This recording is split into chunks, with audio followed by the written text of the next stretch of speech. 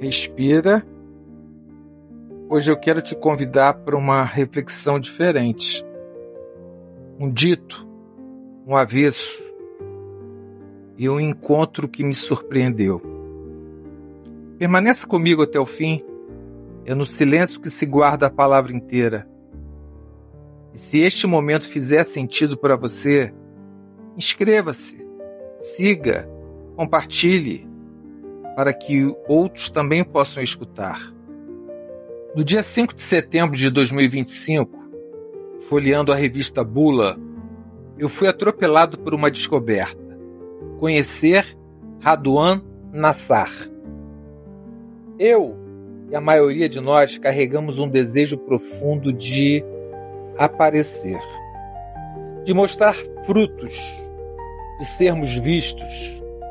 Queremos que os outros olhem de longe a nossa vida e fantasiem que esses frutos sejam bons.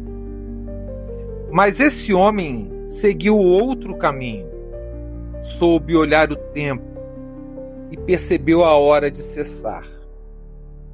Floresceu para dentro, frutificou para dentro, perfumou para dentro. E justamente porque fez isso, algo tão radicalmente diferente do que a maioria busca, o gesto dele ecoou. O silêncio que ele escolheu continua falando até hoje. Meu nome é Adelino Fernandes. Obrigado por me ouvir neste instante. Vamos juntos, porque há um silêncio que ainda fala. É curioso pensar, por que fugimos do silêncio?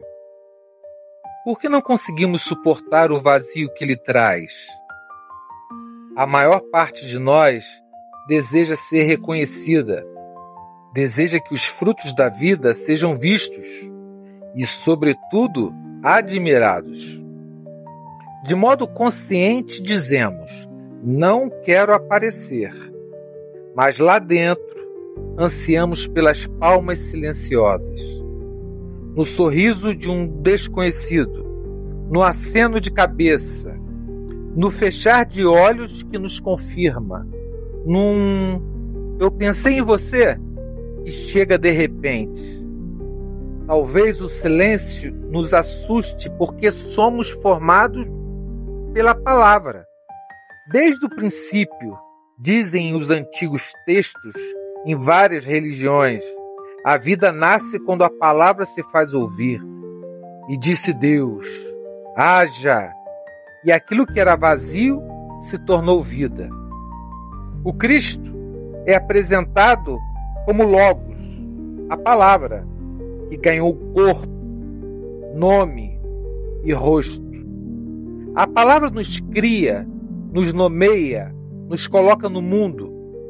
Quando somos pequenos, acreditamos em tudo o que dizem de nós, mesmo quando é falso.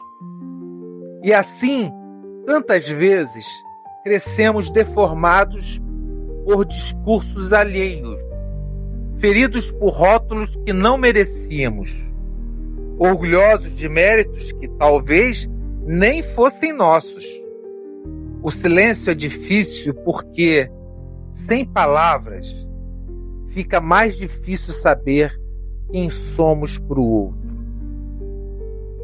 No século XX, o psicanalista René Spitz descreveu bebês que recebiam leite, banho e roupas, mas não tinham nomes, nem voz que os chamassem, nem olhar que os respondessem. Chamou isso de hospitalismo. E o que acontecia? Crianças adoeciam sem febre, estacionavam no desenvolvimento e algumas até morriam, porque não havia endereço para a vida dentro delas. Décadas depois, na Romênia, pós Nicolae Ceausescu, o estudo BEIP mostrou o mesmo. Quando o cuidado é mudo, sem troca, o cérebro fecha caminhos. A linguagem não floresce, o afeto se esconde. Somos pele, sim, mas pele que espera nome. Desde o berço buscamos fala e olhar, porque sem alguém que nos diga você existe, não viramos alguém por inteiro. Se este silêncio tem importância para você, permaneça comigo até o fim e, de modo silencioso, compartilhe com aqueles que talvez tenham suas cabeças e corações agitados pelas preocupações, pelas ansiedades que habitam todos nós. Quem sabe, ao escutar essa história, possamos aprender com esse homem, Radwan Nassar, a saborear a paz, o silêncio, a calma, a tranquilidade, a placidez de um silêncio não imposto, mas escolhido. Como disse Simone Weil, filósofa e religiosa francesa, a atenção é a forma mais rara e pura de generosidade. Eu mesmo e a maioria das pessoas buscamos reconhecimento como se fosse ar para respirar. E por isso o silêncio nos assusta. O silêncio não devolve reflexos, não devolve aplausos, não devolve olhares, não devolve espelhos. Pelo contrário, ele nos devolve invisibilidade, não concretude, ausência de valor, quase uma rejeição. Talvez porque a palavra do outro tem a força de batismo. Ela nos constitui como gente no meio de gente. Mas podemos nos tornar tão dependentes da fala e do olhar alheios que esquecemos de perceber o quanto já crescemos e o quanto já somos adultos. Como disse Thomas Merton, monge trapista e escritor espiritual, a verdadeira solidão é a casa da pessoa. Enquanto nós buscamos reconhecimento, Radwan Nassar, filho de imigrantes libaneses, fez o movimento oposto. Escreveu 2 romances que incendiaram a literatura brasileira: Lavoura Arcaica, 1975, e Um Copo de Cólera, 1978. Mais tarde, em 1997, publicou os contos Menina a Caminho e, em 2016, recebeu o prêmio Camões, o maior da língua portuguesa. Mas ele soube olhar os tempos, não apenas o tempo da fama, mas o tempo dele. Quando percebeu que sua hora de aparecer havia cessado, fez algo raro. Retirou-se. Dedicou-se à fazenda Lagoa do Sino, em Buri, interior de São Paulo, a qual doou à Universidade Federal de São Carlos, para fins de educação pública. Entre cercas, capins, animais, árvores, bebedouros e silêncio, floresceu para dentro, frutificou para dentro, iluminou para dentro. E o reflexo desse interior era tão grande que, como farol, nos alcança até hoje. Como desejou Agostinho de Hipona, teólogo e filósofo cristão, ao buscar no divino um repouso para o sentido da vida, e ele disse: fizeste-nos para ti, e inquieto está o nosso coração, enquanto não repousa em ti. Radwan Nassar parece ter encontrado esse raro lugar de repouso. Conseguiu aquietar o coração e a alma. Enquanto uma multidão o chamava pleonasticamente para sair para fora e continuar florescendo e frutificando ainda mais pelas palavras escritas. Mas os que o olhavam de fora, acostumados à pressa, à lógica, à posição, mal sabiam que ele não deixava de florescer, apenas escolhera florescer para dentro. Parece que as pessoas se inquietavam demais com o ostracismo ou com o que chamavam de ensimesmamento de Raduan.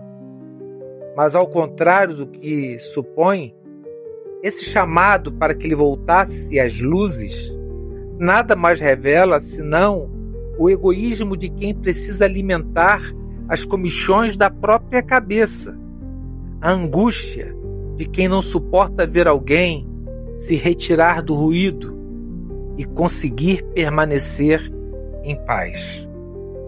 E nós, seríamos capazes de suportar o silêncio?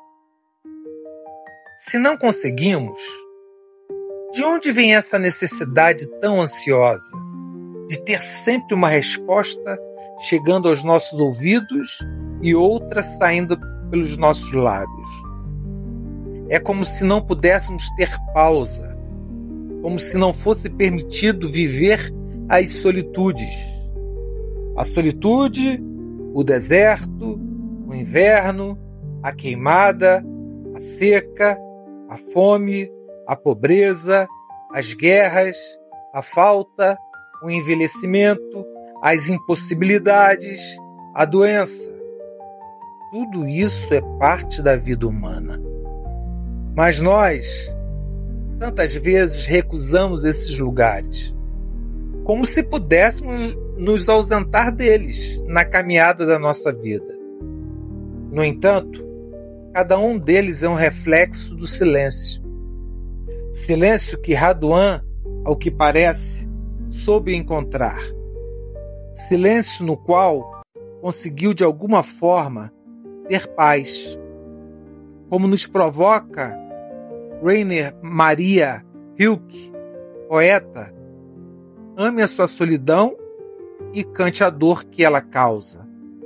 E como afirmou Henry J.M. Nouwen, teólogo cristão e psicólogo pastoral, a solitude é a fornalha da transformação. Enquanto muitos vivem para aparecer, ele ousou viver para se recolher. Enquanto tantos desejam frutos visíveis, ele floresceu para dentro. E, no entanto, o seu silêncio ecoou mais alto do que muitos discursos. Talvez esse seja o avesso do dito aqui. O dito diz: quem fala muito se faz ouvir. O avesso: quem se cala pode permanecer. O silêncio não precisa ser vazio. Pode ser o espaço onde algo maravilhoso apareça. Mas isso só acontece se eu entender com a razão e não apenas com os sentimentos que o silêncio não é inimigo, não é ausência, não é falta, não é destruição, não é o buraco que engole o sentido, não é o hiato na alma. O silêncio pode ser solo fértil, gestação de algo novo, música afinando antes do concerto, intervalo necessário para que a vida encontre seu compasso mais profundo. Se eu não aprender isso, o silêncio continuará soando como dor. Mas se eu acolher, o silêncio se torna morada, e aquilo que parecia vazio se torna pleno. Não esqueça. Fica bem. Tudo passa. Nos vemos no próximo avesso do dito, se, somente se, a vida nos permitir.